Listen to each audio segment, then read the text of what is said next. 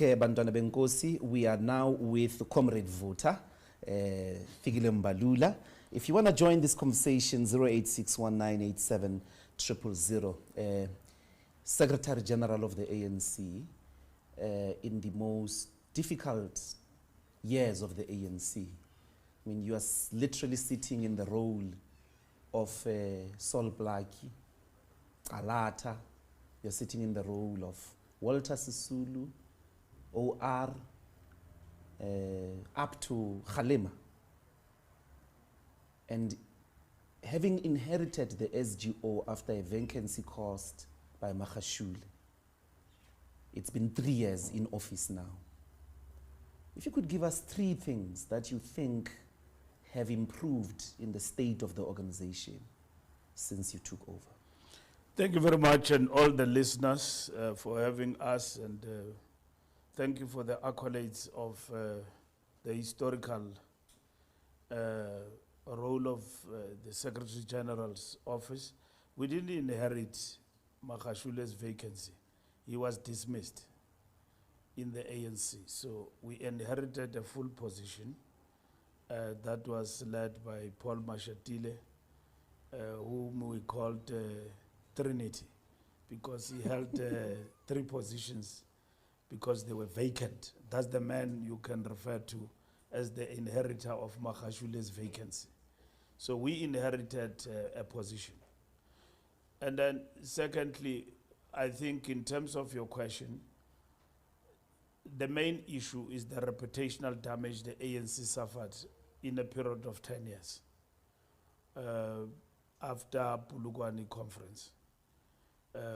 That's what we suffered, and the subjective factors that goes with that is lack of discipline, the collapse of the political center in terms of the organization, and overall lack of discipline and so on, and the battered image of the African National Congress as a party for sins of incumbency, for things that the party did not do, but those who were mandated by the party to lead in government got to do, and they inflicted pain in the reputation of the African National Congress. And that's one part that we're to deal with. As secondly, inward looking, the ideological erosion of the ANC in relation to its membership, cadership, and those who are at the helm of the organization in terms of consciousness collapse. So this is what renewal had to deal with. The third part is the part of how the ANC as a party carries itself as an organization to imbue society with new, fresh ideas and hope at all material times. So those are the 3 things that when we come in, both subjective and objective, we have to deal with. And would you say in any of them there has been considerable improvement? Yes, there's been considerable improvement. We've got a long way to go because, like Joel Nechitenze, if you have to quote him, he says that old habits die hard. Those who stand not to benefit from renewal will not let go without a fight. That's Joel Nechitenze, not me, quote unquote. So if you were to touch somebody, even your friend, and so on, because of these old habits that have brought and inflicted pain to the party in terms of reputational damage, the question will be solidarity among the wounded. They will come around. When we have to act, it will always be difficult to basically act, but eventually the party will get there. So that is very difficult. The stain that we have suffered as a result of the external incumbency, sense of incumbency, challenges we have inherited in the democratic state of corruption, civil service, and all of that is corrupt, and all of that have unfortunately affected the ANC.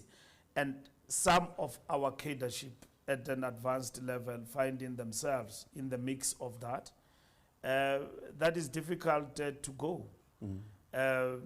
So these are some of the challenges. Discipline, we are dealing with that, and membership is responding, not just with constitutionalism of the ANC, like telling people you'll be taken to the DC, but you will never see anyone anymore going to court to support corrupt, implicated leaders. You will never see that anymore in the ANC. So it means members now begin to understand that if somebody is arrested and been prosecuted for things that involve corruption, we shouldn't take ourselves there in support of this person. They must stand on their own. We have introduced Step Aside.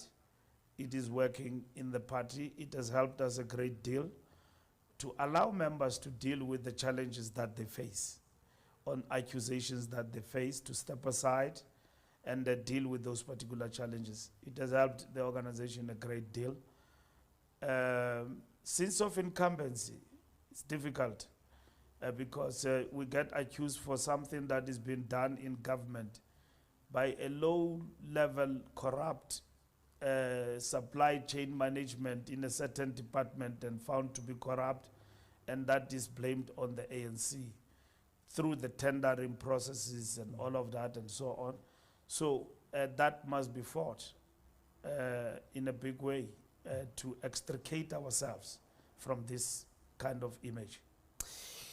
It's going to be, as you say, there's pushback from discipline. One of the theories that the former president always canvasses to the public is that there was a deliberate effort to infiltrate the ANC up to its highest level in the interest of weakening it, because this gigantic ANC that existed for about 20 years of democracy was so difficult to challenge from outside, oppositions and all of that. So they've had to infiltrate it, and this infiltration took a very long time. So when you're sitting in meetings, you are sitting with people whose objective of being in the ANC is to weaken it.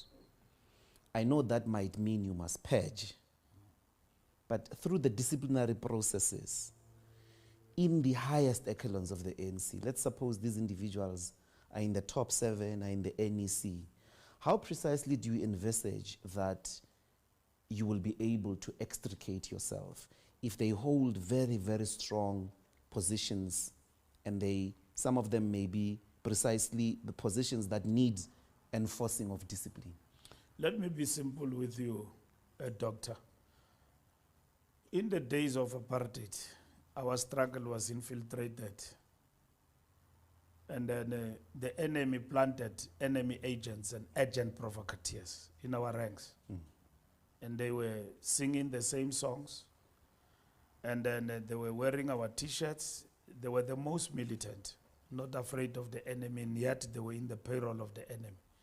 But we managed to find them because it was easy to identify somebody who comes from outside with a different culture and with ill intentions. And where they were found, we dealt with enemy agents and provocateurs. But they were there. In the period of freedom, where we have to open up our organization like that, tendencies of infiltration are not as clearly defined like enemy agents and comtsotsis and provocateurs, whom we will see provocateurs, we will say in the township, as Kwel. Comtsotsis will be chasing bakeries in order to give a bad image to our struggle internationally, that the ANC in South Africa is leading a struggle by targeting people in what we call soft targets. So they were just giving a bad reputation to our thing, to our struggle. Today, they operate from within. And that has been the long-term game plan that we have known. And that's why the name counter-revolution. So those tendencies have always been there, doing an ANC things over a period of time. You know, things like today, the people who extort people in business, that pay 30% here if you want protection for your business to be safe in the township. You're building a third road here, a person have got a tender there.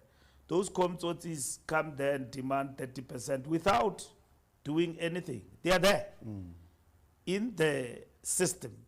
And then by day, they are ANC. You see this person, very respectable person, is an ANC activist. By night, is extorting poor business people who have gotten their own tenders, doing business in the townships on their own right because they've got the capacity. Bayazizama abantu bakaThixo, abantu baseMzantsi Afrika. Comtsotis will come there and extort 30% from them for protection. And these are thugs which have found easily their way into the challenge of mortgaging of the ANC that we talked about as early as 1996 when Kgalema Motlanthe delivered the organizational report. So quick to your answer, what do we do? The systems and the policies that you put in place, like renewal, like Joel said, if you enforce them, you run with them, they will fight them, but at the end of the day, we'll deal with them one by one, and they will define themselves outside the parameters of the organization. But it seems to me that the party needs some form when it declared a renewal. It's been saying that for a while, but at some point it was as if it's putting a state of emergency situation that either we renew or we die. And I'll give very practical examples. What do you do? What really do you do with these characters that you are naming? Are we likely to see disciplinary actions against such characters where the party, because the party doesn't have to convict a person on the basis of beyond reasonable doubt. It has to do it on a balance of probabilities, in which case you just need circumstantial evidence. Now, I'll give you a very practical example, SG. The Minister of Police writes a letter, December 31st, when you were busy preparing for your fireworks with your children, to disband, number one, a political task team, and says it must disband immediately. 2, freezes crime intelligence, the appointment of crime intelligence positions. You are a minister of police, you worked in the state.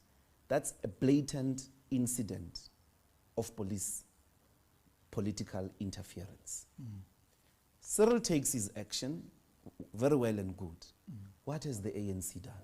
If the ANC is so serious about renewal, since December 31st, New Year, we are sitting here, the ANC, through its own mechanisms of renewal, Senzo seems to be still attending your NEC meetings, still in deployment, a person that on a balance of probabilities should have been held accountable of this action. Maybe it would have done an easy job for the head of state. The ANC processes have kicked in since this matter has come to the public domain, and they are fully observed. Integrity Commission and all of that he explained himself there in terms of his actions. Once the Integrity Commission makes up its recommendations to the NEC, we'll then be able to take a decision. Should we have taken drastic steps to suspend anybody? Perhaps the ANC should move to that gear in the future, looking at these matters as they happen.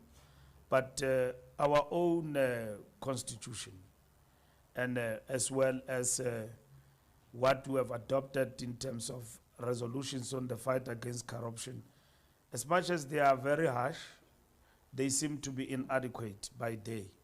And so we will have to deal with that in terms of strengthening our fight against corruption and wrongdoing. Because wrongdoing is not only confined to corruption, it can be wrongdoing of any form, including incompetence can lead to wrongdoing, and wrongdoing can be about many other things that must be weighed up, and an organization can take decisions in terms of what needs to happen. So, Doctor, what needs to happen is us strengthening our own resolve in terms of measures of intervention, but ANC processes immediately when such was reported have kicked in. So, and I'm sure by now the minister will have appeared before the Integrity Commission voluntarily or been convened. But in this instance, the report I got is that is doing it voluntarily to explain himself. And by the would you agree that the pace with which you act in this case, and I'll introduce another dynamic in employment, doesn't seem to be responding to the urgency of how really difficult it is for the ANC at this stage, this project of renewal? I mean, if you are waiting for 6 months, 8 months to respond to a letter he has admitted he wrote, he doesn't say he didn't write it, and he doesn't see anything wrong with the fact that he told police, do not make appointments that are operational. This is an instance of clear political interference. If the pace of the movement that is trying to renew itself is such that since the new year, no,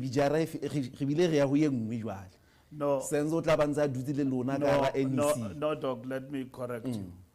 I see you want to put me in the ad hoc committee or Madlanga. And you will not be putting Mbalula, you put the ANC. Let me explain to you, Doc, and which is what the ANC supported and why. And first, any allegation must be tested in a competent court of law. That's one. In as far as allegations, how they affect the party image and reputation, they are subjected to integrity. It's not a disciplinary matter, it's an integrity question. And then when allegations are made, a process of how those allegations are dealt with set in motion, and which is what we supported. They have been tested. Now, I don't want to argue or not argue to respond to your question about what is operational and whether the minister erred, and we can come to a conclusion that he interfered. I will be doing what we said we won't do, giving a running commentary and putting ourselves in the commission. That's the question that the commission itself must probe.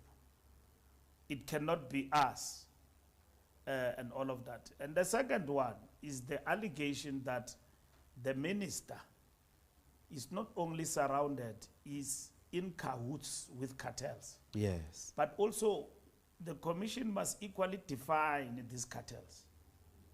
And we see these things now unfolding in the commission, a report being made by operatives and all of that.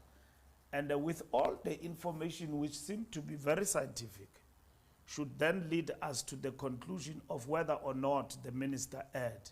So it's not like a straightforward question that it is reported, a letter was signed, and then the party must act. The key question is, the minister will have to explain, as a minister deployed by the ANC, competently so, whether my actions were justified, was it lawful, and that and that. And let me tell you, if it is found at the end that he acted unlawfully, and then there is overwhelming proof that indeed this minister was in cahoots with cartels and criminal elements and all of that, and so on, we wouldn't wait for anything else, but we will be called upon to act at that moment. In terms of integrity, there are two things that lead you in this matter. First, it's your conscience as an individual, leader, and a member, to say that this situation should actually happen with me At home. at home. And then that's the question of Yeah, now conscience. utamagadi bodyguard. Yes, Just state. no mamela. The second one is that you can be pushed, which then you can fight back legally and say that no, I am not supposed to be where I am because in terms of the following prescripts in law, I'm being treated unfairly. And he will win in that regard. Let's leave Mkhunu SG. This, my concern is the pace. ANC's own efforts to jealously guard for its value system, not to be violated, not to be rubbished by ministers, by people in the administration who call themselves ANC members. Isn't it true that you are always acting so slow?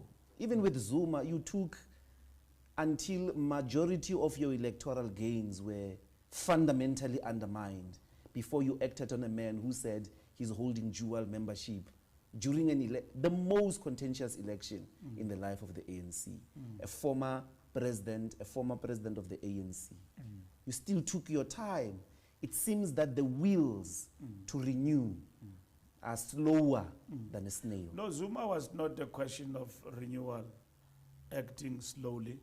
It was a question of an individual prone to litigation and how you deal with him in relation to that. And then the reality that if you join another party, our constitution is clear, you have dismissed yourself, which we maintained. But Zuma was doing it deliberately to bring a complexity to the ANC and a difficulty to dismiss him. But it was And, ill-discipline. yeah, it was ill-discipline. Zuma, even now, I'm in court with Zuma. We are in court with Zuma about his membership. He says he's still a member of the ANC. And then now you will understand what we're dealing with.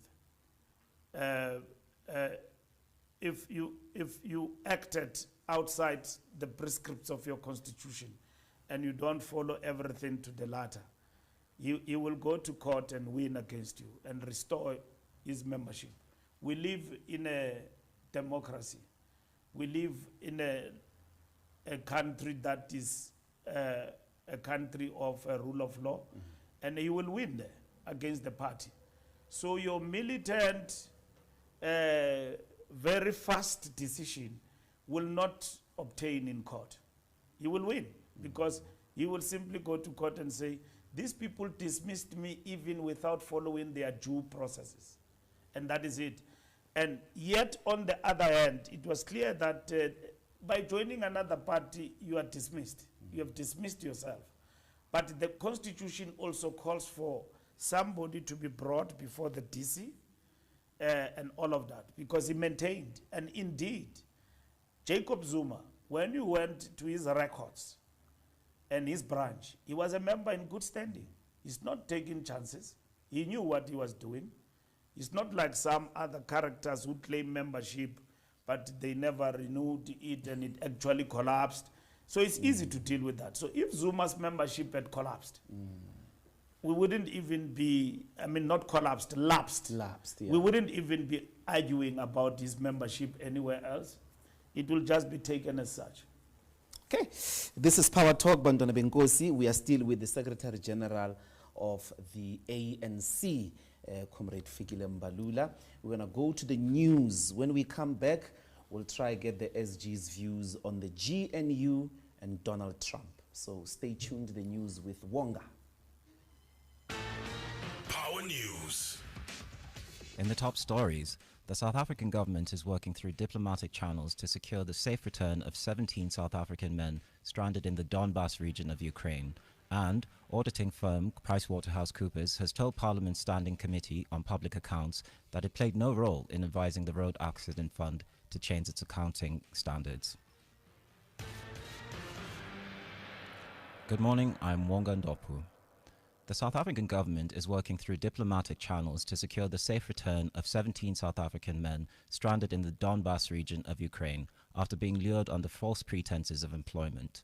Presidency spokesperson Vincent Magwenya says the men were deceived by individuals linked to foreign military networks and have found themselves caught up in the ongoing Russia-Ukraine conflict. He says under South Africa's Foreign Military Assistance Act, it is illegal for citizens to take part in or provide assistance to foreign military operations without government approval. The President and the South African government strongly condemn the exploitation of young, vulnerable people by individuals working with foreign military entities. Under the Foreign Military Assistance Act of 1998, it is illegal for South African citizens and entities to offer or provide military assistance to foreign governments or participate in armies of foreign governments unless authorized by the South African government. Auditing firm PricewaterhouseCoopers has told Parliament's Standing Committee on Public Accounts that it played no role in advising the Road Accident Fund to change its accounting standards. SCOPA chairperson Songezo Zibi says the committee is probing whether the RAF board acted lawfully and sought proper advice before making the decision. The RAF has since spent over 20 million rand on litigation against the Auditor General over the matter. Zibi says contradictions remain between what the RAF told the courts and what PwC has stated to Parliament. Summons have been also issued for the former RAF officials to appear before the committee. The chief problem at the Road Accident Fund is that it is underfunded. What the Road Accident Fund did then is that they came up with an accounting policy that wasn't actually helpful to the underfunding of the Road Accident Fund, because it basically said that unless TT is about to be paid, the provision in the balance sheet does not need to be made. And of course, they've got over 430,000 people that they are not progressing to the point where they are about to be paid, and that allows them to say, well, our balance sheet is not so bad, but it actually is. Human rights lawyer Tato Gavane from the organization Section 27 says it is deeply disappointing that nearly a decade later, learners in many Limpopo schools are still forced to use unsafe pit toilets. More than 10 years after 5-year-old Michael Komape tragically fell into a school pit toilet and died, teachers and learners in parts of the province continue to face poor sanitation and unsafe infrastructure. However, despite several deadlines and even a High Court order compelling the Department of Education to act, little progress has been made to eradicate pit toilets in the province. Speaking to Power this morning, Gafane made these remarks. I think it's very realistic and practical to think that 10 years beyond the court order, something substantial would have been done. The timelines that were there were set out by the department on their own, and we agreed with them on the timelines, which meant that by March of 2023, they would have eradicated all pit toilets in South African schools. Unfortunately, we continue to live in a reality where most learners are forced to study in those conditions where they have to use pit toilets, which are undignified, but not only undignified. You would remember that the court order declared that pit toilets are also unlawful in South Africa because they violate a number of constitutional rights. She says in a democratic South Africa, learners are still subjected to inequalities that strip away their dignity. We've seen, not only with the death of Michael Komape in Limpopo over 10 years ago, there's been a number of learners, and most recently, I think about a month ago, a learner in the Northwest fell into a pit toilet and unfortunately has been in a coma for a while and subsequently passed away. So these are real issues which are affecting learners, not only learners, but learners in underprivileged communities, and it's widening the inequality gap. And in news further afield, Mauritania's former president, Mohamed Ould Abdelaziz, has lost his final appeal against a 15-year prison sentence for corruption during his time in office. Abdelaziz was initially sentenced to 5 years in prison in 2023 after being found guilty of amassing $70 million in illicit assets. During his appeal, his lawyers argued that the trial was politically motivated. However, his first appeal was rejected in May, and his sentence was increased to 15 years. Abdelaziz seized power in a 2008 coup and was subsequently elected president twice, serving from 2009 to 2019 before stepping down.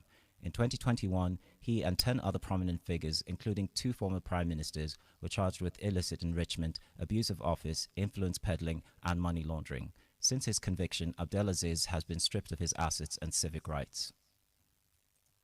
Taking a look at your financial indicators, the rand is trading at 17.47 cents to the US dollar, 22.78 to the pound, and 20.08 to the euro.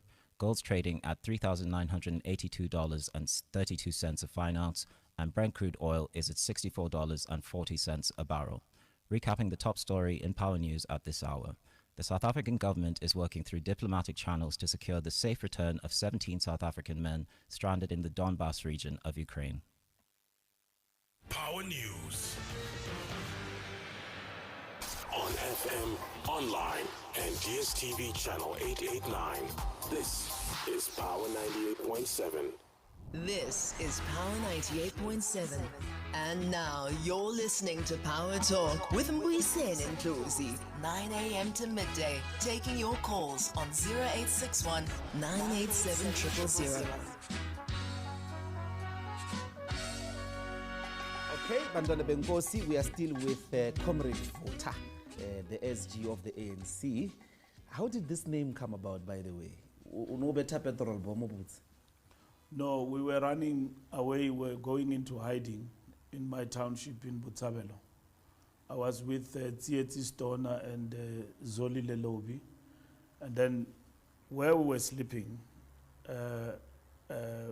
running away, our hideout, there was like a state of emergency, so there were soldiers everywhere in the street, and it was dark at night. And so we're knocking at the door at night, around 12 midnight, and then the woman inside was going to open for us. It was a lady. It was a student at our school. And so we're hiding at a place and at home. And then they asked, "Who is it?" I said, "Vota."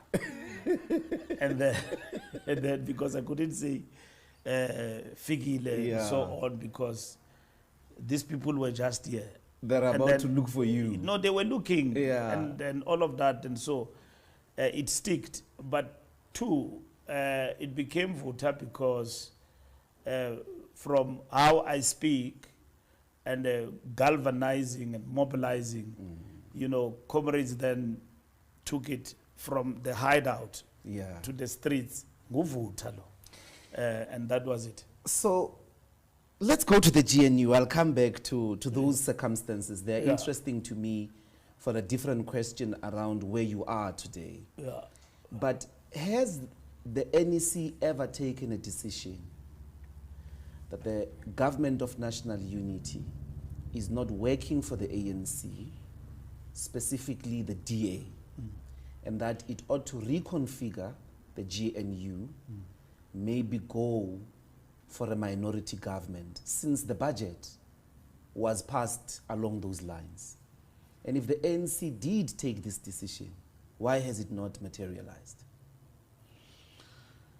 GNU is a very important, which must be studied when the ANC faced with the difficulty, why this decision was taken by the ANC.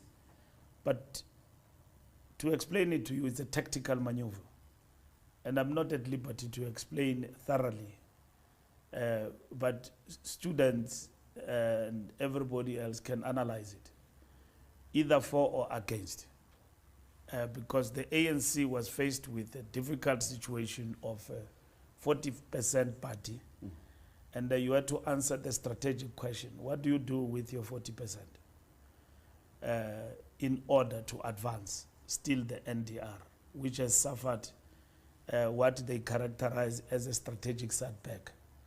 So GNU became the answer. There was no way minority government was going to safeguard us with this 60%, 40%. It will just lead us to total obliteration. If I can tell you that one leader of the opposition said, give the ANC the option of the minority government. They like blue lights and all of that. They will jump into it. And they were shocked. We didn't. Because to us, it has not always been about blue lights, which we could, and run government. The most important question was that the moment we are in have called for us to share power. And how are we going to share power, and with who? And therefore, we then open it up with everybody. But ultimately, because at the end, the principled stance of the ANC was people's interest at the end. No, I'm not asking about initially. Not people's interest only, but national interest. No, I mean not initially. You have had problems with the DA. They are not small problems. Yeah. The DA is campaigning from within the GNU against the GNU. You have had these problems, the budget, several legislations that they are challenging. It is in cahoots, for instance, with forces in the US that seemingly are cooking regime change in South Africa in the Trump administration. You have a big problem called the Democratic Alliance. Hasn't the NEC said recently to look into this problem? What do we do? The DA left us hanging on the budget vote. You've got to understand. Have you decided? Yeah. And that's my question really. Hasn't the NEC recently taken a decision to reconfigure the GNU in favor of a minority government? Because in any way, when push comes to shove, you have had to use minorities. There's no such. Reconfigure, there is nothing like reconfigure in favor of minority government. That will be disastrous for a party of 40%. It will be disastrous. In what way? Because you passed the budget without the DA. No, we didn't pass the budget without the DA. We passed the budget with the DA. Initially, SG, they took you to court. Yeah. The budget was passed without the It was DA, not. MK, It was and not EFF. the budget. It was the framework. From Yes. from the budget, you've got to move to appropriation. Agreed. If you didn't pass the appropriation bill, it will mean that government collapses. But they Yes. didn't support you. They What? voted against the framework, what you are calling the They framework, the voted against appropriation the framework. bill. They voted for the appropriation bill In the later end. on. But- and that is why But the we're first able one to where they collapsed it in court or through court, you passed it in the House without them. That was meaningless, Ndlozi. It's like claiming easy victories. The fact of the matter is that with 40%, that's what I'm characterizing, you cannot advance in reality whatever you used to without others. That is the fundamental Minority question. government means you marshal enough political parties to be at 54, 53%. You got this percentage with Action SA that was willing to stand with you. You didn't need the massive numbers of this animal which is sabotaging you from within. With Action SA and everybody else, we were not going to be able to pass the appropriation bill without the Democratic Alliance.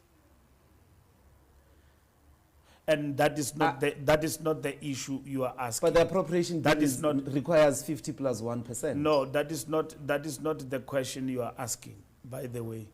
The question you are asking is, are we in cahoots with the DA and knowing very well what they stand for? We are not.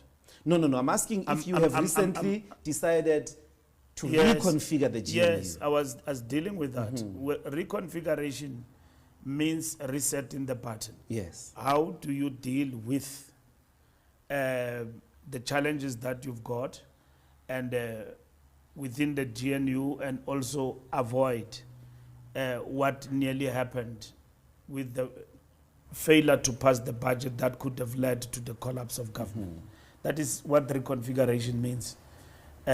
In reality, what it means is that resetting the button, and at the same time, how do you still continue to safeguard power without gravitating to complete collapse? In terms of your numbers on the floor, 50 plus 1%, which is a simple majority, is what you require for majority of those decisions in Parliament.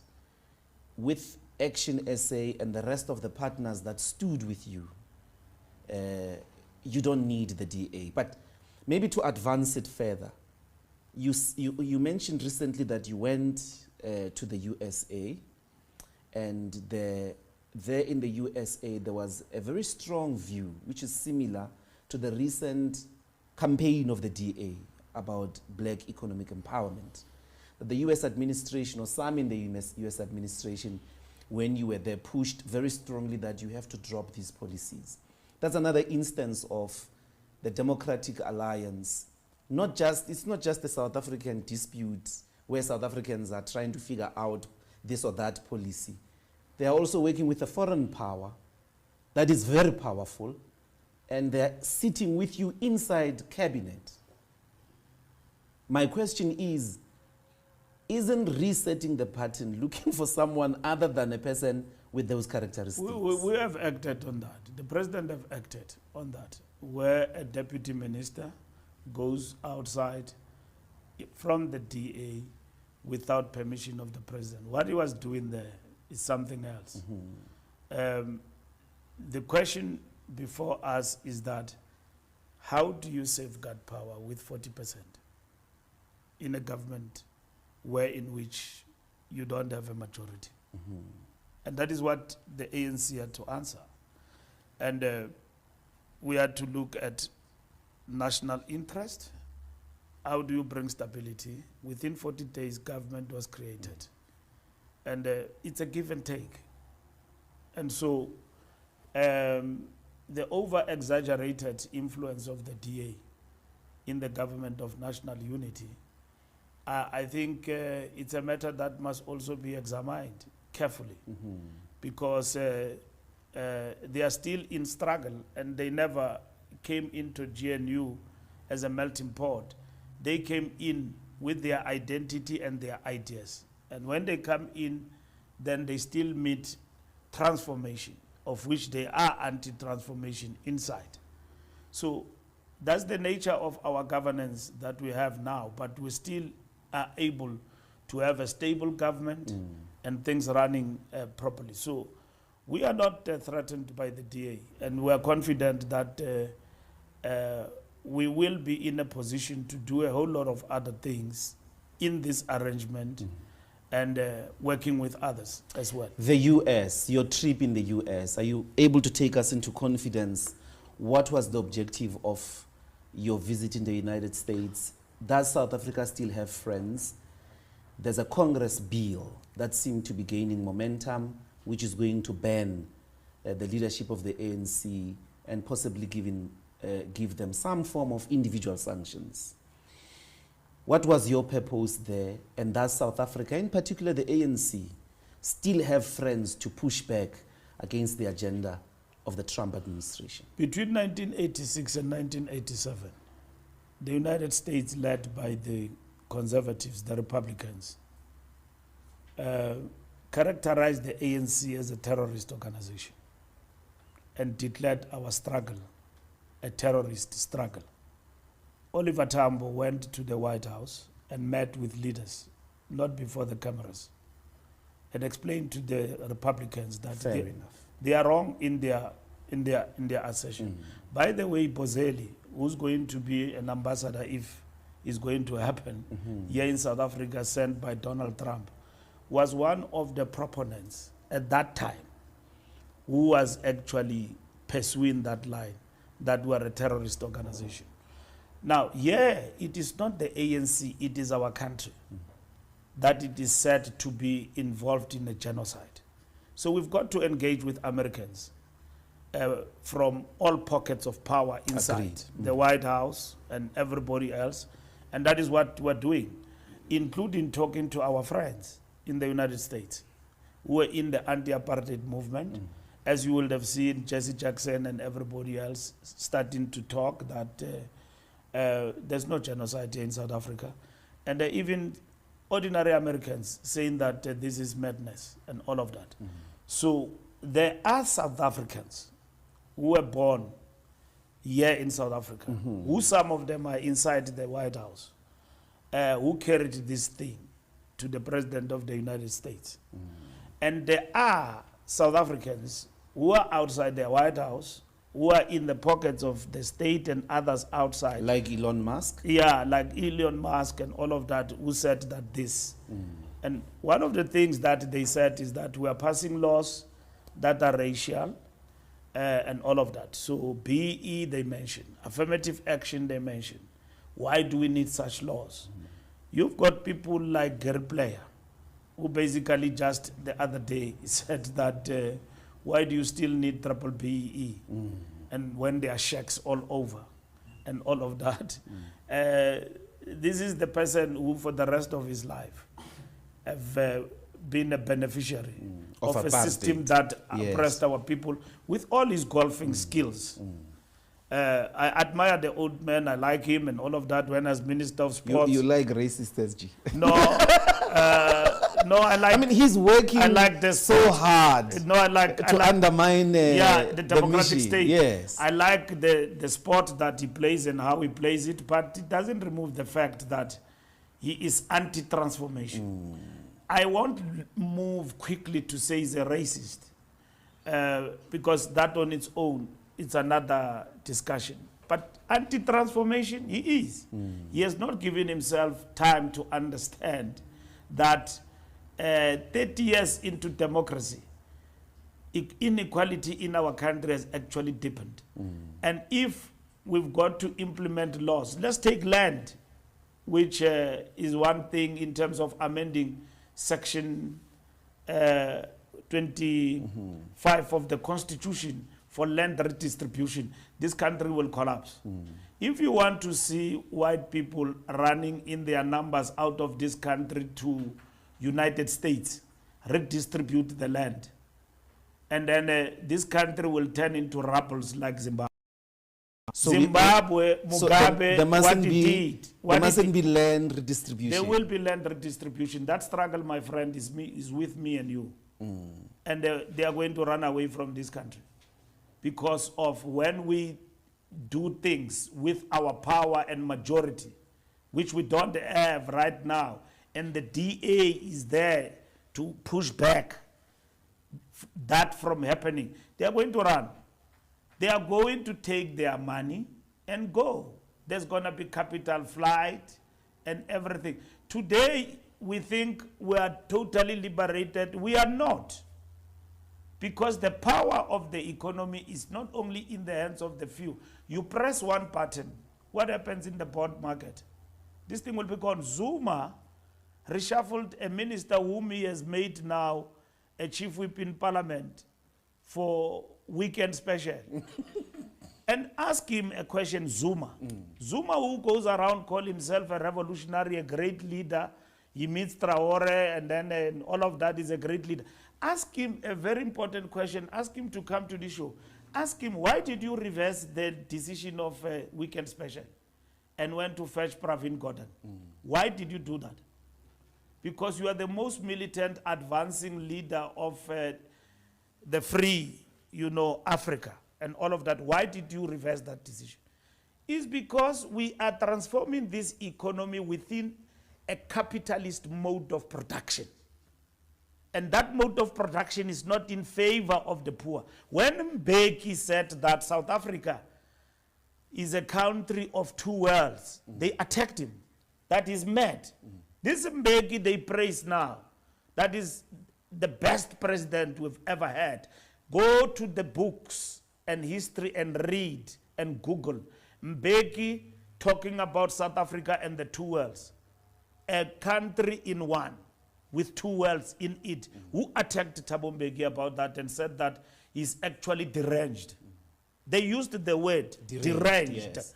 And then Jacob Zuma. But you don't want to be confused as due to being land redistribution cannot be pursued because we are scared white people are going to No, leave? it must be. Okay.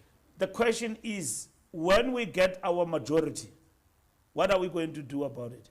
We did have our majority, 2/3, and we're supposed to advance. The agenda of regime change doesn't arise because of Ramaphosa is the president of the country now and Mbalula and everybody else. It is ever present. It's not going to change. And they will continue with that agenda, and the DA is a mouthpiece, not only, but the stumbling block and to getting rid of this particular ANC bit by bit. Now, the question is, when we get our majority back, what are we going to do about it? Will you get it with the DA that is doing all of this right next to your hip? We will get it because our people have not gone to the DA and they don't believe in the DA. The DA is not expanding as a party. It has actually saturated. And it has tried everything, including getting a black like me and many others to be at the helm of that particular political party in order to gain the majority. They've used Musi Maimani, they've used everybody, up until they went back to who they are. Because Freedom Front was knocking in the doorstep. For the first time when they tried to erode the base of the black masses of this country, the DA lost numbers. And Helen Zille had to come back. On his way out, she had to shut the door and come back. And then Musi Maimani and them were put into the streets. And then that's where it is. So they will never, at best, our people will stay away from us. And that is what is the existential threat we are facing. And our people, why will they stay away from us? They will stay away from us because when we are given power, what do we do about it? Do we look like a furniture?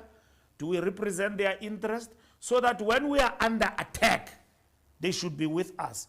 If the loaf of bread is going to be 500 rands because of land redistribution, will our people be with us in the streets or on the other side supporting counter-revolution? That is the fundamental question you must answer.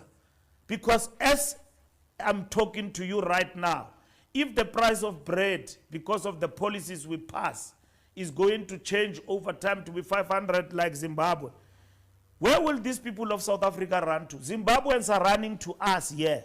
Tina, we are facing the seaport. We've got nowhere to run. Tina, we've got no other country to run to.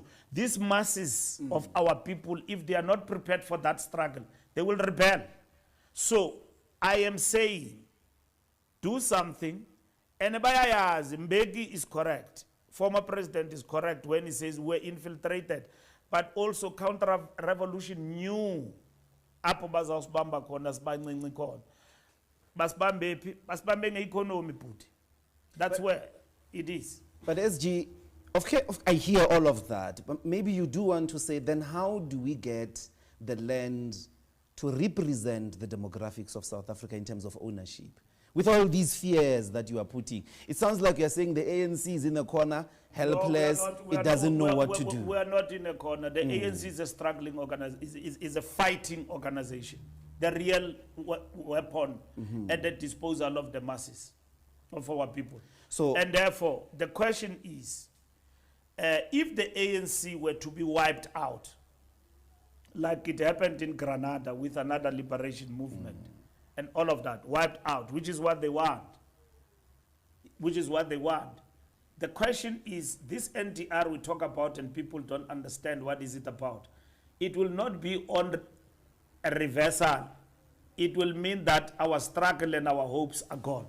So that's why we can't allow corruption to become a defining feature of the liberation movement. Because we will fall faster than we would have imagined. Because what they said in 1994, except that they said we'll force faster, like Mbeki said, they said, we know we'll expose them to these mega resources of the state. They will fight and trip over them, which is what is called tenders. But umnoto, the real one, will be with us. Let them fight with tenders, 2 billion and all of that, and get corrupt, produce bureaucratic bourgeoisies. They are not even bourgeoisies. These people, you call them tenderpreneurs. They are not. But they are coming out of the system that we have been in charge of. And that is what we must fight decisively. If we don't, this revolution will not just be on reversal, will be annihilated. And this vehicle, the ANC, its disappearance in the political landscape, the key question, will you have another ANC to build, to pursue this particular struggle? It will be very difficult to do that. So that's why we say renew or perish. So we must draw the line. Yes. And that is what we need to do. I'm going to take calls after the headlines, but two things I'd like to think about during the break. The first one is this ANC facing local government elections in KwaZulu-Natal and Gauteng. Is there a way to recover in these provinces? And then the second one, I'd like to return to the question that we started with initially. Why would Comrade Vuta be scared by Brown Mokgotsi? Let's take the news and then we'll come back. Okay. Stay tuned, Bandana Venkosi. All right, okay.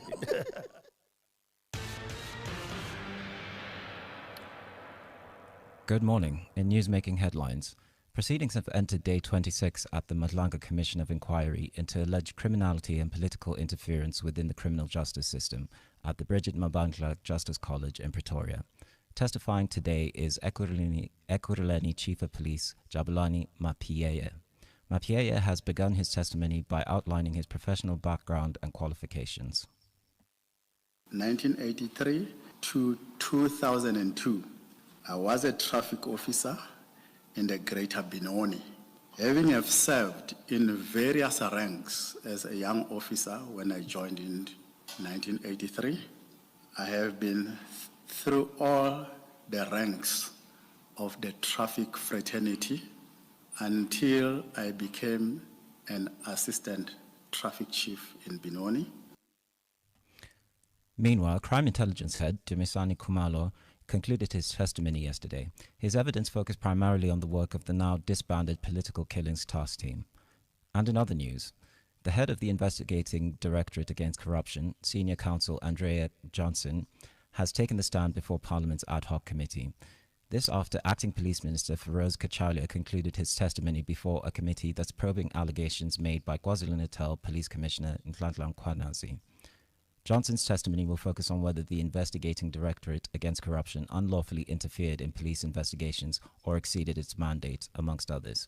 Evidence leader, Advocate Norman Aronson, expands on Johnson's testimony. We are hoping that during the course of your testimony you can assist us on at least the 121 case dockets and the relationship between IDAC and the PKTT, and then item 4.1.18, which is to scrutinize the interagency coordination among SEPs, Crime Intelligence, IDAC/the NPA, Correctional Services, Metro Police, and the legal basis for the directives affecting the PKTT, which is a latter part of that terms of reference. I'll have more on these and other stories at the top of the hour. Power Lunch with Kwena Marara Mwabelo. What are the correct steps to take at the roadblock and maybe immediately after? It is completely legal in South Africa for you to record them and not to tell them. You don't have to tell them you're recording to them. We are a one-party state where one of the people could give permission for recording and you are giving permission because you are involved. An audio recording is enough. Put your phone on audio recording, put it on your pocket. You don't have to tell them and they don't have to know that you're recording them, but you should be. Stan Bezuidenhout, who is the road traffic risk specialist. Power Lunch, weekdays 12 to 3 p.m. on Power 98.7. Day 20, awaiting proof of payment. Day 30, still waiting. Day 40, funds finally cleared. In business, credit with 55 interest-free days keeps you moving. We get it. Get an ABSA Business Credit Card. Use over 50% of your credit and initiation fees will be on us. Offer ends 31 December 2025. Apply at absa.co.za/business. ABSA is an authorized FSP and registered credit provider. T's and C's apply. ABSA, your story matters. I'm Samela Kelboy, an actress and mom to 3 lovely kids. I worry about how sugar can make them sick. Drinking sugary drinks could lead to diabetes, heart disease, and obesity as they get older. Diabetes is one of the top causes of death in South Africa. I'm joining the fight to demand government puts our health ahead of greedy industry profits. Government must act now. Increase the health promotion levy on sugary drinks. Sign the petition on healer.org. That's HEALA.org. Speak up. Call the Power Line on 0861 987 000. Welcome back, Bantwana Benkosi. We are still with the Secretary General of the ANC, Comrade Voter. SG will come to Brown and the Gangsters. You are non-existent by all historical measure at this moment in KwaZulu-Natal. You've never, I mean, even in the worst days of war, guns and everything, you never got what you got in KZN. How exactly are you going to recover? I mean, will the ANC move from the teens, maybe to the 20s, maybe to the 30s in these local government elections? KZN first. We'll come to urban South Africa. In the last elections of local government, we got 46% overall. In KZN, I must recall how much we got, but we lost all the municipalities, including eThekwini. Jacob Zuma was there campaigning with us. And we lost to who? To the IFP.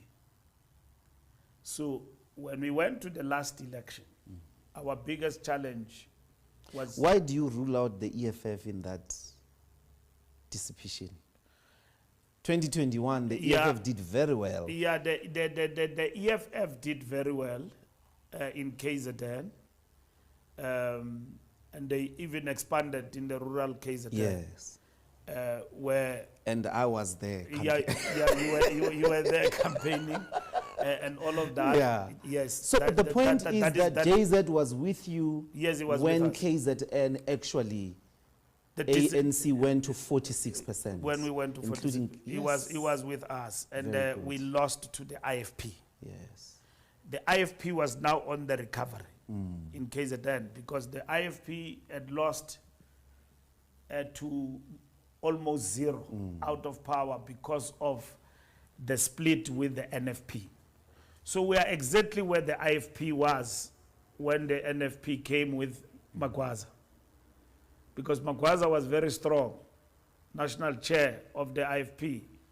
May her soul rest in peace. She was very strong, the NFP. And then, unfortunately, stroke visited her, and then she passed on.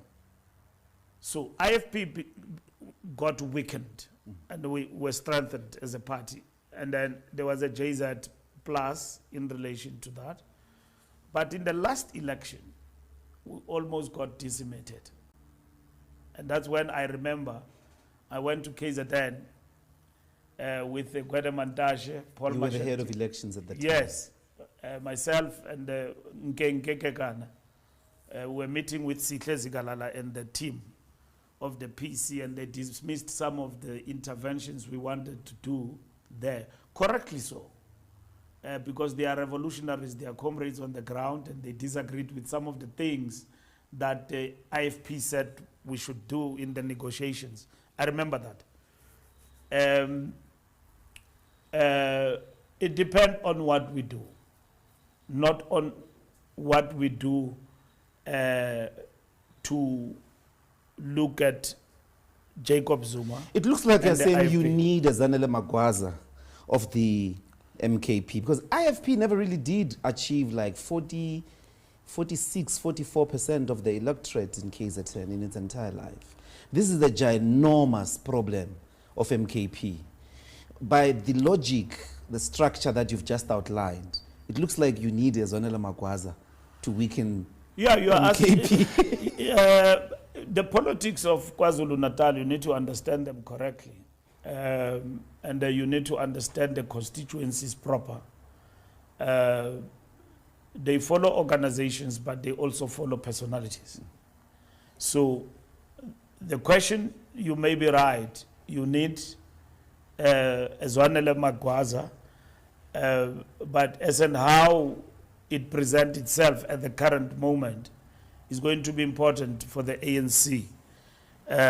How it, reorganize itself with the aim of coming back in big numbers in KwaZulu-Natal. Could that character of colorful personality be the former Minister of Police, Bekicele, like to sort of fight back for you in KZN? Because, I mean, at the moment, with all due respect, you've got some Madala there, Jeff Khatebe, a very decent old man, won't say radical things, just decent chap, shame. You need a bulldozer of a colorful, don't you? We are going to do that. We are not sleeping. Okay. We have been in the program of rebuilding our structures. It has got its teeth in problems. We have to be decisive, and we are going to be decisive going forward in KZN. But, people have not lost hope in the ANC, in KwaZulu-Natal, as you would have seen in the by-elections that have taken place there. Of course, you are facing a mountain there, but at the end of the day, we still believe that we are a very important party among the constituency of KwaZulu-Natal, and we do have leadership that can take us forward in that province. You know, SG, you were a fierce, if I have read the history properly, and I lived very close to some people that were very close to you on both ends. If there's a person who actually made the campaign of Jacob Zuma, is you for 2007. Do you sometimes sit alone and say, "Taphanze ndayibulala ANC"? No. I mean, this chap presides over the ANC. In that period, the Youth League is decimated. COSATU split into different parts. The Women's League, the state institutions, then opens a party. In the middle of that opening party, goes to Morocco and associates himself against progressive forces. Yeah. Don't you sit somewhere and say, Jesus, as a president of the Youth League, taphanze ndayibulala ANC? No, the decisions of the Youth League were principled. Our caravan of 2007 was joined by the wounded and people who had their own challenges with President Mbeki. Ours was a succession, and I don't regret that, and I won't apologize for that. You will never know a person up until you give them responsibilities. We didn't know Zuma, we as the young, except that there are people in the ANC, Zola Skwei I can mention because he's no more. He used to say to me, "Awumazi uZuma kwedini. uZuma uzayibulala ANC." But Zola used to say that to me. I used to sit with him in the ANC and WC. And then umbuze thina abantu abavele exile. And I used to ask Joel when he was differing with me in the NWC, "Did you have issues with Zuma? Were you arrested in Quattro? What happened?" He says, "No, you don't understand. There's no way." But they were also dogmatic, some of them, and majority of them, next to President Mbeki, because if they loved the movement so much, they should have said that, fine. We disagree with Zuma. We're not going to dig in on Mbeki. We will give you an alternative candidate. You would have changed. I think they would have won. And then this thing was just reduced to Zuma Mbeki. And yet, on our part, it was not fighting Mbeki because Mbeki was going. It's like President Ramaphosa wake up tomorrow and say, "Hey, Matot, I'm ready for that term." There's somebody there who's going to say, "What?" Would that somebody be yourself? No, I mean, I'm saying somebody. I'm in a position of responsibility now. And you know, I've graduated. People are calling your name as the next president. No, I mean... I calculated you are the first SG since Oliver Tambo, essentially, to have been the Secretary General of the Youth League, to being the President of the Youth League, and now the Secretary General of the ANC. I mean, by that measure, your path is that, you know, since Cyril is done. These things, Mashapa, who was the former president of SASCO and SANSCO, used to say these things are not hereditary. You know, and that's why I learned. I mean, it's not hereditary that what happened with Mandela and Oliver Tambo will happen to me. So you're not available. So it will actually happen to me. It's not hereditary. The fact of the matter is that how we look at issues of leadership, it's a matter that the organization need to sober up, given even the moment we are in as a party. And that is what we will be ready to deal So with. let's come to Gauteng. The urban populations have been rejecting the ANC since 2016. And you've got chaps that, the generation, or the chaps that have been in charge since 2016, pinning hope on them. They don't seem to be getting it right. Panyaza, Lebu, and all of them. Since 2016, it's been a free fall. And it finally put you in a worse state of affairs in 2024. Can the ANC recover in Gauteng? The ANC can recover in Gauteng. What would the plan be? The DA is bringing Magogo in Johannesburg. And then you've got Dada Man there saying, I mean, Magogo, Dada Man.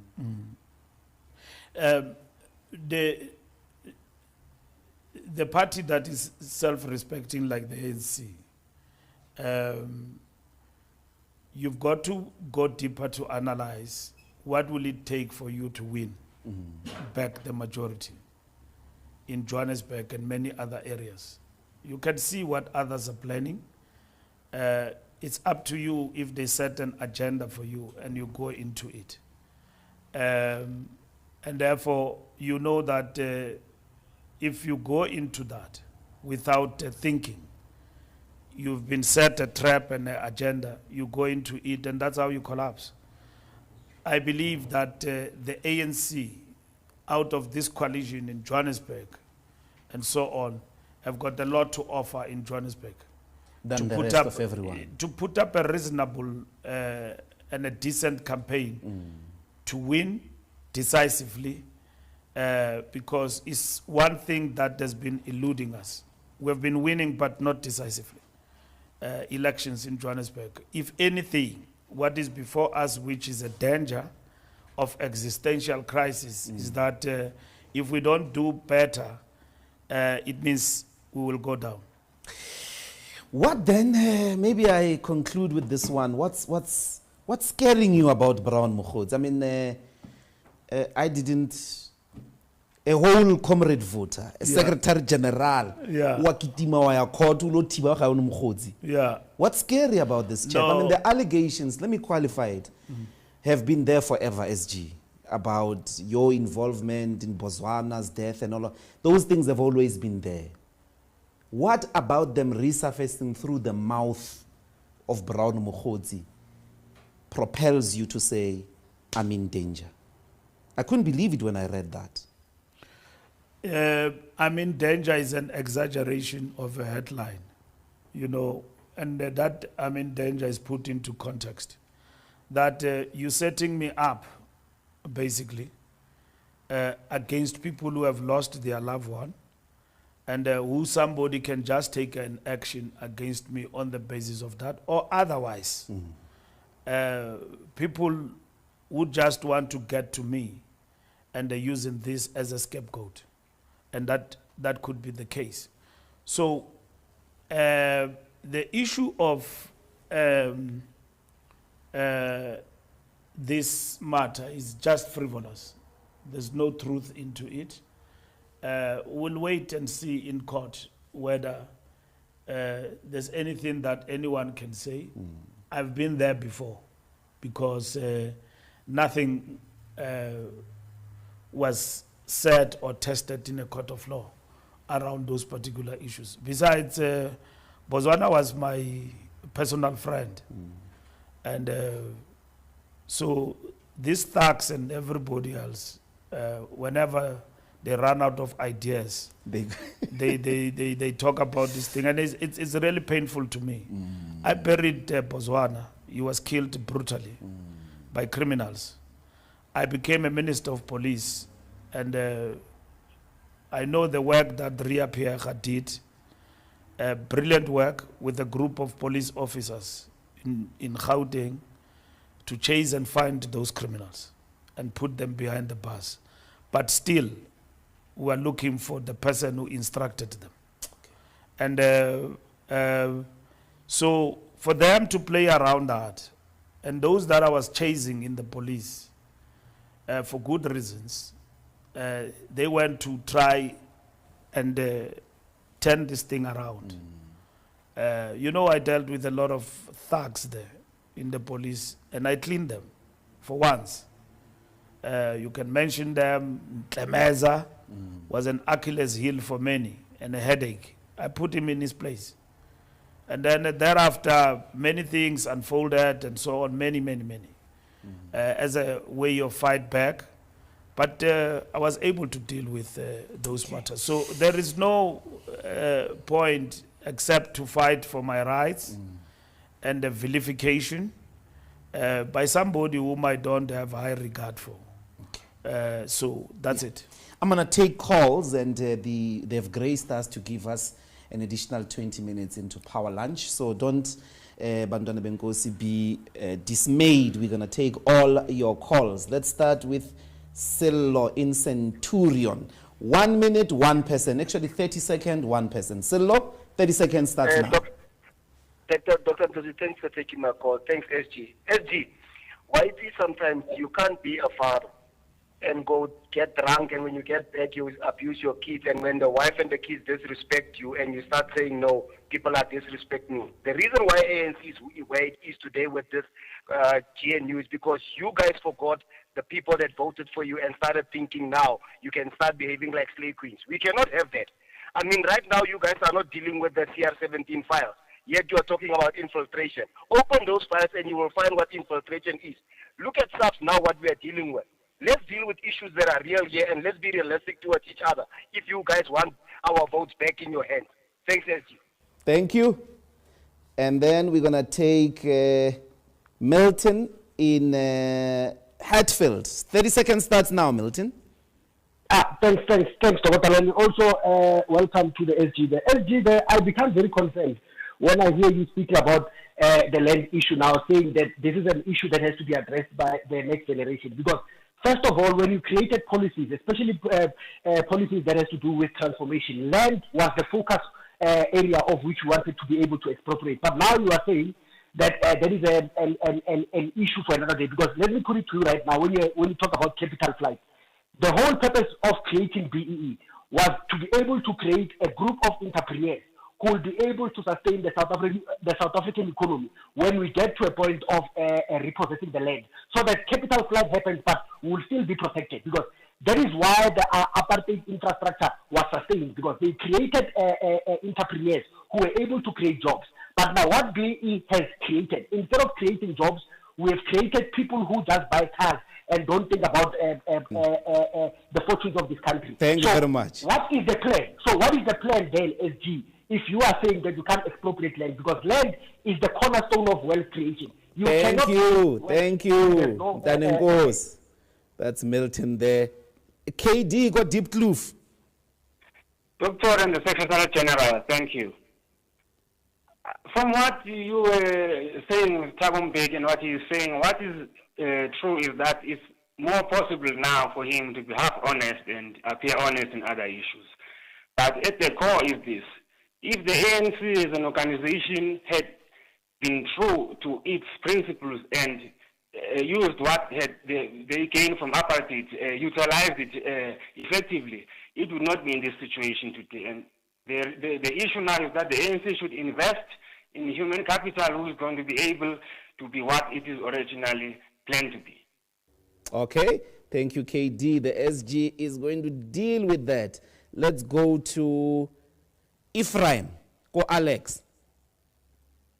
Dr. Ndlozi, thank you very much.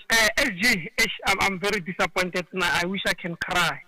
When you talk, you think about we can vote ANC again. That will never happen. ANC destroyed this country from heaven and earth. Where is our ESCOM? Where is Telcom? Where are the buildings? I'm from a place called Marachani in Mpumalanga.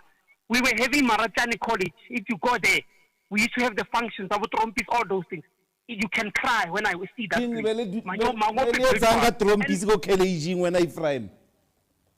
Pardon? Maybe that's the reason college collapsed. You know the college, Mr. Ndlozi, it used to host the functions, like music functions I'm talking about. So we didn't have anything. We have it have a big hall. About 90s, 80s. So I need to come again to that one. He says he was delivered in police. In transport, as he was a minister, he failed us. I'm an e-hailer. I'm trying to have a living and trying to be an entrepreneur. But because he was a minister of transport, he failed to regulate e-hailing. Uber and Bolt are here, milking our country, milking us in front of them as the ANC. So he mustn't come and tell us about ANC today. Okay. Forget about it. It's dead. It will be buried. Thank you very much. Hey, Ephraim. Let's take the last one. Hosea Mabupan. Dr. Ndlozi. Yes, and sir. SG, please take the people on the ground serious and discipline your members. You can't tell us bare roha when we have to engage with them. They don't want to even talk to us. There's a canteller here more 20 more ya to say Mabupani or then you think us we're gonna vote for ANC? No, we are not fools. We are not fools, and we are done with ANC. If they don't take us serious, we are done with them. We are done. Okay, Osaya SG will definitely respond. I'm taking the last one. Sillo. Usillo Ulele. Mandieku. Sam in Rosebank. Welcome to Power Talk. Doc, SG, please, the country, you can see what's happening and you know what happened. I'm glad you did mention that you ANC trying to manage the GNU because these whites, they will collapse this country. I agree with you. I hope when the ANC get power, we must go back to the CIC, the MK, you guys must regroup. We need to take the land. Traore has shown you guys that we can do it ourselves. Thank you. Okay. That's finally Angela. Hello, Angela. I think if even now the SG is not awake, like the president who's always shocked by the results of the votings, let them wait for the local elections. ANC must be uprooted. We can't have a party for 30 years that we've been persevering, trying to manage, trying to persevere, to rule. And people like Smart Ngonyama, they've been publicly known saying they went to exile, they went to politics for enrichment. Now they are blaming the same colonialism, they blame the same apartheid of holding them economically. I'm talking about billions that have been looted by ANC members. If they cry of infiltration, how were they infiltrated as cadres of ANC? I saw we South Africa can show their votes, all of them in the local elections. We must uproot these people. We don't need them. We can't be fall for the rest of Africa. We can't with ANC. Let's give other people who are capable to rule a chance. Thank you. They are incapacitated. They are drunk with power. That's what is happening. All right, Angela, thank you so much. It's 11:59 and Kwena has given us the grace, SG, to use the next 20 minutes into Power Lunch to deal with what I think is a lot of frustration on the ground. But Comrade Vota is here. Stay tuned, Bantwana Benkosi, and we want to also again repeat those special gratitudes to the Power Lunch team for allowing us to eat into their time. We're going to take the news elsewhere, and the SG will deal with all those grievances. Stay tuned. Power News. Top stories this hour. Ekurhuleni Metro Police Chief Jabulani Mapieya has told the Madlanga Commission that the powers of municipal police services are not equivalent to those of the SAPS. Meanwhile, the head of Investigating Directorate Against Corruption, Advocate Andrea Johnson, has taken the stand before Parliament's ad hoc committee. A very good afternoon. With the news at midday, I'm Wonga Ndopu. As Ekurhuleni Metro Police Chief Jabulani Mapieya continues to give evidence before the Madlanga Commission of Inquiry, he has told the Commission that the powers of the municipal police services are not equivalent to those of the SAPS. He explains that Metro Police officers do not have the authority to conduct investigations. In his testimony, he also outlined the organizational structure of the Ekurhuleni Metro Police Department and detailed the functions and powers of municipal police services. Whereas SAPS members have the power to investigate crime and criminal activity, the municipal police service members do not have those powers. They may not initiate nor conduct investigation into any alleged crime. When the municipal police learn of a crime, they must report the same to the local police station.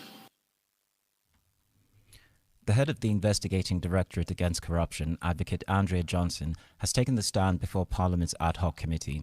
This after Acting Police Minister Feroz Kachalia concluded his testimony before the committee that's probing allegations made by KwaZulu-Natal Police Commissioner Ndlozi Mkhwanazi. Johnson's testimony focuses on whether the Investigating Directorate Against Corruption unlawfully interfered in police investigations or exceeded its mandate, amongst others. Evidence leader Advocate Norman Aronser expands on Johnson's testimony.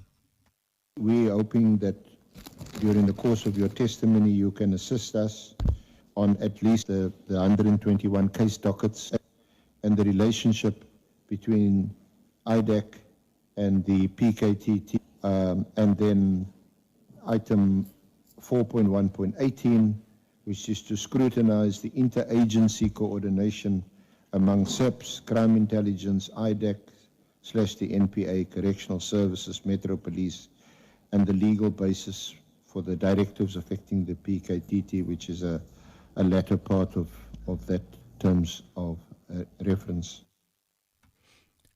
The bail amendment matter of Crime Intelligence boss Dumisani Khumalo has resumed in the Pretoria Magistrates Court. Khumalo is seeking adjustments to his bail conditions, which currently prohibit him from entering crime intelligence offices and from communicating with certain witnesses. He was arrested in June 2025 on allegations of fraud, corruption and misconduct. Earlier this year, proceedings in the bail amendment hearing were delayed after the presiding magistrate recused himself, citing his involvement with the Madlanga Commission of Inquiry. Presenting his argument before the court earlier today, the lawyer representing Khumalo's co-accused made these remarks. First and foremost, we are saying, in terms of legal principles, whatever review that they lodge doesn't have any bearing to the Section 63 application.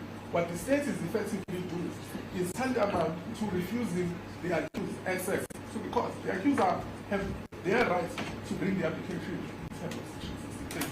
And if the state is of the view that the review that they intend to bring has a bearing on the Section 63 application, the alternative route would have been for the state to approach the High Court and suspend the Section 63 application.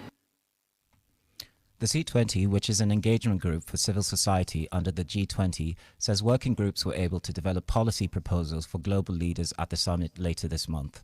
Chairperson of the C20, Thulani Chefuta, says a policy pack has now been put together. The C20 is holding a media briefing in Pretoria today ahead of the G20 Social Summit next week. Chafuta says the C20 was able to bring together highly competent individuals and has been inclusive in its deliberations. Our working groups worked tirelessly to produce those policy briefs, which policy briefs were then consolidated into a policy pack. And that policy pack has been summarized into a declaration which has consistent messaging.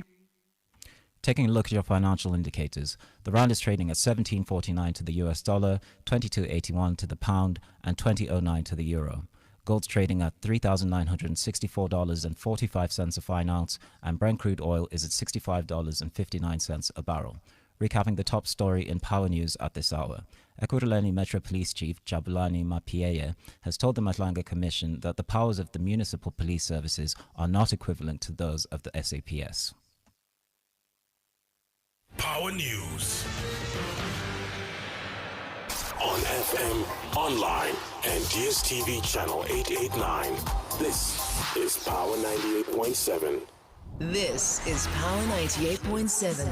And now you're listening to Power Talk with Mbuyiseni Ndlozi, 9 a.m. to midday, taking your calls on 0861 987 000.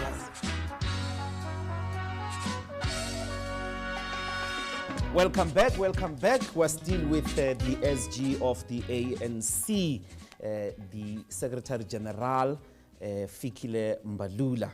And we took a couple of your calls. I don't want us to take any further time into Power Lunch, SG, but a lot of very strong feelings and frustration on the ANC.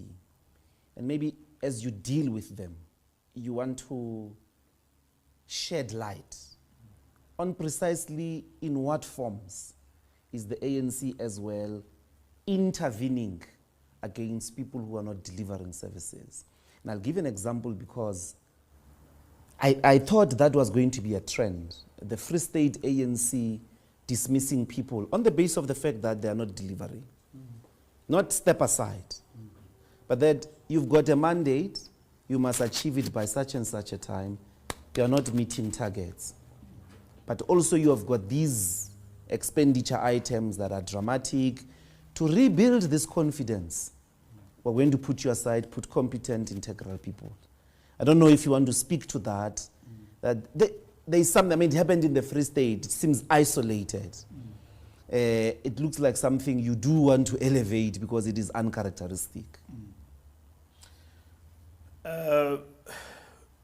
Doctor, thank you. I think some of the reflections need to be qualified in a sense because when you make a sweeping statement that these people must go, you will forget everything else of what is happening around us, and you will take that as the viewpoint of South Africa as a whole. And yet there are so many things that have happened around us executed by the ANC which you cannot justify by simply over defense. You can start from 1994 up to date, even with empirical evidence in comparison to apartheid, that apartheid did so much harm, and therefore we, even with the challenges of inheriting what apartheid's harm has done, we have been able to move forward. And of course, deep in the years of the democratic dispensation, we have indeed veered away, and then we are on our way back. And there are also global factors in relation to the challenges that we face that have had an impact on smooth sailing of the economy. But for us to be realistic, a party has got to be a party that gets to be elected for what it does, but at the same time address the believability. To me, when I listen to some of the callers, it means that the believability story of the ANC has not reached some of the people in terms of the change and the renewal project. For instance, if you take somebody who simply says that you ANC, you are like Smart Ngonyama, who said the following things and all of that, and then somebody talks about BE and triple BE and that BE was meant to create jobs. BE and triple BE was meant to address redress in our country. And at the same time, it was broadened in order to affect everybody.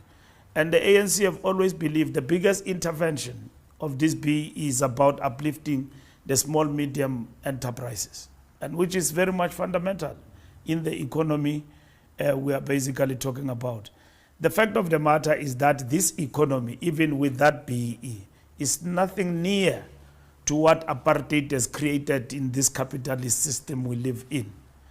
And the reality of the matter is that we want to expropriate land without compensation, without asking. The question I posed is that today, if we were to be given a majority, will our people be with us when we address this compensation? I mean, this land redistribution program without compensation, if we were to be under attack, will they be ready to be with us in that path compared to Zimbabwe? South Africa is full of people from Zimbabwe because Mugabe there, after 10 years, to basically accelerate a program of land redistribution, something they call land grabs. If we were to do that here in South Africa today, in this economy that we are in, and basically address the question of land appropriation, will the masses be with you when you do this thing the manner in which we want to do it? Because that's when you will see capital flight. And I've said it, and I put my head on the block, that Donald Trump can call whites to America today and say, come here, I've got shelter for you. They won't go. They won't go. But the day we deal with land expropriation without compensation, you'll see them running out of the airport and this country's economy collapsing and then turned into rubbles. And the price of bread that time will be 1,000 rand, and the masses will stand up against you to say this government brought misery to us. Today, we have done all these things that people don't want to talk about and that this government have done. Interventions in terms of basic needs. You can mention that. Water and electricity. The fact of the matter is that today we are in Johannesburg, me and you, but Johannesburg does not have land to give to people for settlement. And what we do about that is because of urbanization. Many people are coming here and we've got to provide ablutions and everything wherever these people actually settle.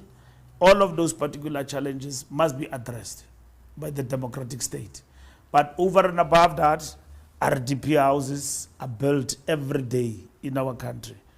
And free water is being rolled out to our people every day. Free electricity, to a certain extent, is being rolled out with challenges that you may have that we're overcoming of load shedding and all of that. But why will people still say there's nothing happening around us, and others with the voices that they have of criticism will say that I don't see any change, and then I don't see any impact of this democratic state on my life? You will say that if you are in the category of the black middle strata, you can afford to have a car, to have a job, to go to work, but a person who has got nothing and who has actually benefited from this intervention will have a story to tell. So the question is, how do we work with everybody and at the same time, to not that people are not aware of what the ANC has done, but at the same time to ensure that we as a party and our government will continue with this good work that we are doing for our people. Earlier you identified ideological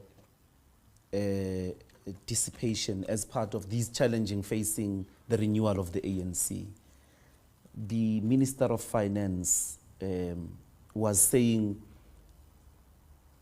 perhaps the constitution should be amended, that South Africa doesn't belong to all who live in it. And the ANC seemed not to say anything.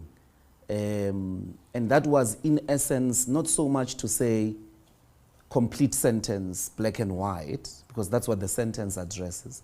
But it was mobilizing that to basically attack or criticize the ANC Africa policy, that South Africa doesn't belong to all who live in it. All these people from the rest of the continent should be coming here because we don't have enough resources to be with them. Can I take you there, SG? ANC and the continent. Those statements by a sitting Minister of Finance seem to be supporting very, very strong sentiments that are seemingly even getting organized around Dudula and all of that, that chase these Africans away. First, let's understand Africans who are here in our country. And then South Africa, landlocked with Botswana, Lesotho, Eswatini, and then those countries and their citizens have long been here before apartheid was done away with, first as cheap migrant labor in the mines. And that is why Istimel by Yuma Sigel, Samalal, and all of that are and therefore it starts in Dalgoa Bay, Mozambique. Exactly, yes. In Mozambique to here. So look at that song and understand where and how these people came here to the city of gold, looking for, greener pastures.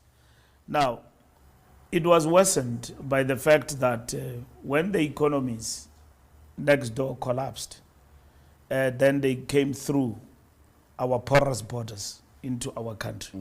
They didn't now have to ask for permission via Beit Bridge. They came walking, defying even death among crocodiles to come into our country. Zimbabwe was a breadbasket of the African continent. Zimbabweans didn't have to come here. The economy was flourishing. The economy was good, but the economy was not good for Africans. When Mugabe said, let the economy be good for Africans, and all of us, we can live in the same borders, they then imposed sanctions in Zimbabwe. Now, here is in South Africa. The economy, will it be good? Is it good? But you will never find any race group unemployed as we are. But if you were to intervene drastically and do all of these things with our power, which is what the revolution must produce at the ultimate, and that is why I'm saying, somebody misunderstand me. I'm not saying in the future, I'm saying it's our struggle now that me and you, we are going to be involved in, and probably we are going to be accused that we have run down the economy by those who've got better voices and platforms to express themselves, that this economy of South Africa was the best, and yet it is the best when our people live in the two economies, and the other one, a growing inequality, and the other economy which produces squatter camps. And Gary Player says that BE must be done away with because we now have more squatter camps. It is this second economy within this one economy that continues to produce squatter camps, that continues to give us people who rely on indigent policies, that continues to give us this economy that depends on the democratic state to look after those who are unemployed through 350s and all of that. And yet what we are thriving for is equality, where in which all of us, we can be at the same level, and yet we are not there. Because if by race and group you look at levels of unemployment and who is in the streets now at home and having shelter, you will find that the majority of the Africans and black people are down there, are still down there. And therefore, I didn't mean that when I said that that struggle is coming. I meant that is coming because we're still going to engage in that struggle. And will we be together in that struggle? And I can't just end it there. It means we must do our work. So it's not ANC policy what Godongwana was saying?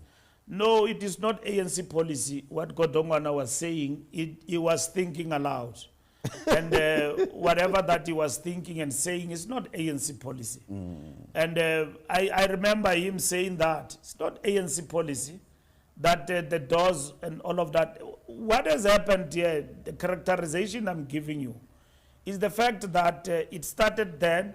What has happened now is the fact that we've got porous borders. We can address that and we'll win that.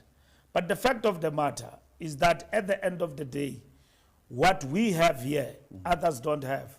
And we are connected to Africa. And as Africa prosper, it means we must do away with dictatorship and all of those things in order to enable Africans to benefit from their own economies. In that way, they will not come here and look for jobs. Okay. And they are rich in their countries, minerals and all of that, mines and so on. They can work there.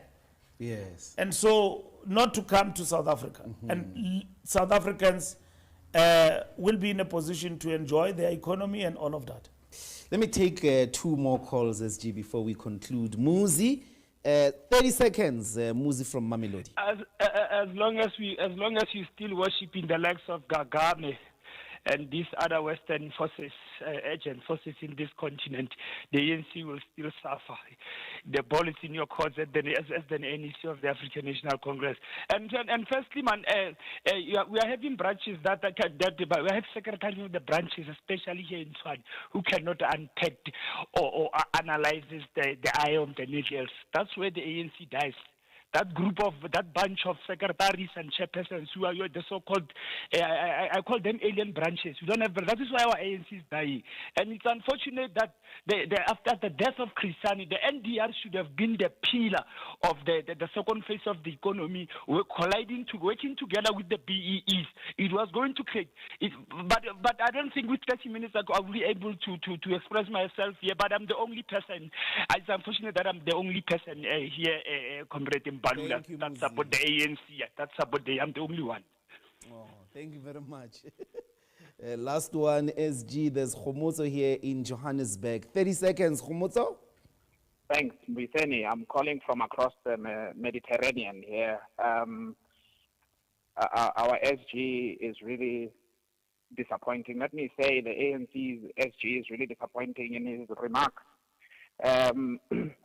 We have people who come from Nigeria, first Nigeria. They come here, they sell drugs freely, they traffic our children. We have people who travel all the way from Pakistan, Bangladesh. I was in a flight with one of them the other day. They come here, they do as they please, while the African child suffers in the business space, especially in the township. But our ANC is very quiet about that. What's his position? What's the ANC's position on those matters? And also, what's the future outlook with these people who are killing our children? Okay. Thank you. Thank you, Khomozo. I can't say it's a very tough position that you find yourself in, SG. What do you have to say? The migration question, it extends beyond this problem of Zimbabwe you are describing, inclusive of people even from East Asia. Well, Asia, the sub-Asian subcontinent, of course, East Africa, and then the Nigerians. I want to add to this question of drugs, because I don't see Nigerians go locationing, maybe some cities, but which is killing and basically rendering the future of this country into tatters. What, in addition to these questions, if you could say something about what the ANC's efforts are around ending Nyaupe in the townships? No, we must do the simplest thing, and which is what we are doing right now. And our government must lead in that particular regard, because we do have policies that are very clear, and we've got operational challenges in terms of porous borders. You don't go to any country, go there, sell drugs and settle, and have a home there without papers, which is what is not the criticism, is the outcry. Even myself is an outcry from myself that today, if we go across the street in Hillbrow, there's a lot of people there, staying there, and who happen to be Africans in their majority.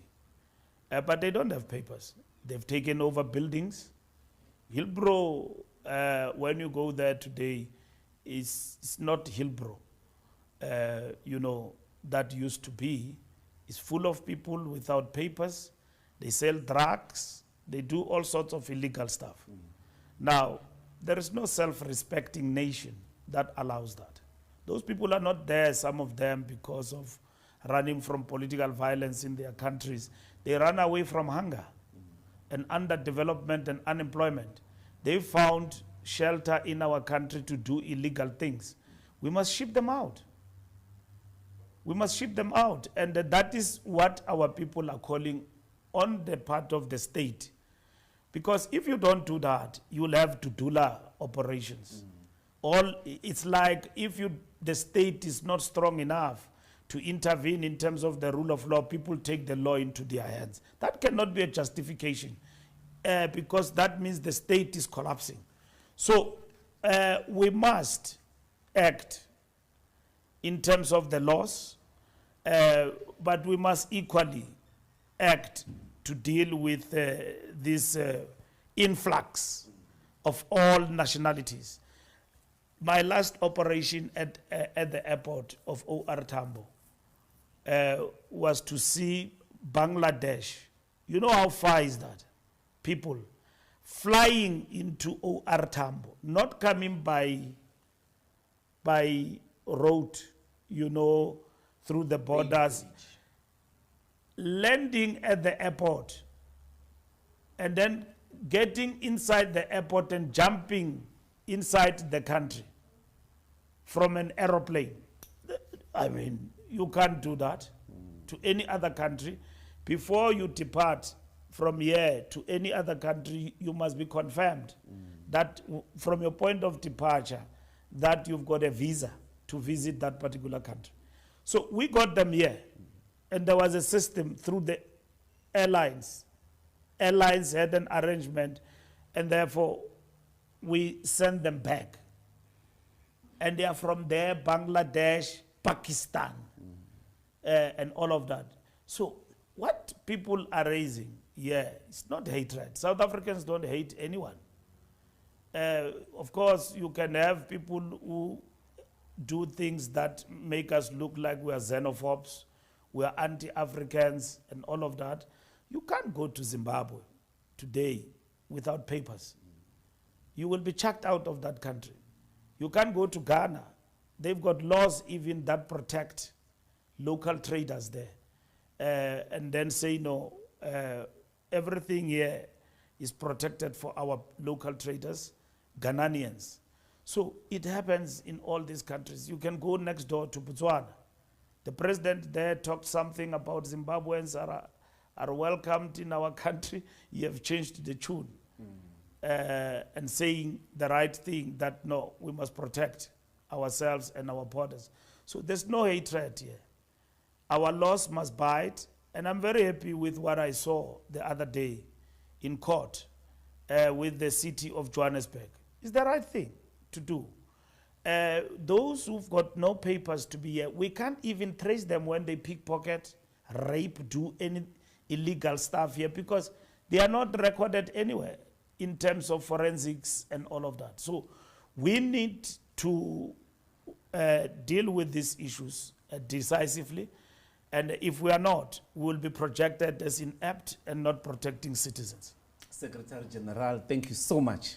for your time. I must also thank the Power Lunch team for having indulged us up to this point. It's been a great pleasure to have you here on Power Talk. It was a special one because I suppose the ANC still takes a lot of time, but I'm hoping we will get you back before the local government elections take place. But thanks very much, SG. No, thank you for having us after a very long time. Thank you. Thank you, Bantwana Benkosi. That's it from us. Please stay tuned for Kwena and Power Lunch right after the headlines. From me and the team here, Ndintanda Nonke Makai. Good afternoon. In news making headlines, Ekurhuleni Metro Police Chief Jabulani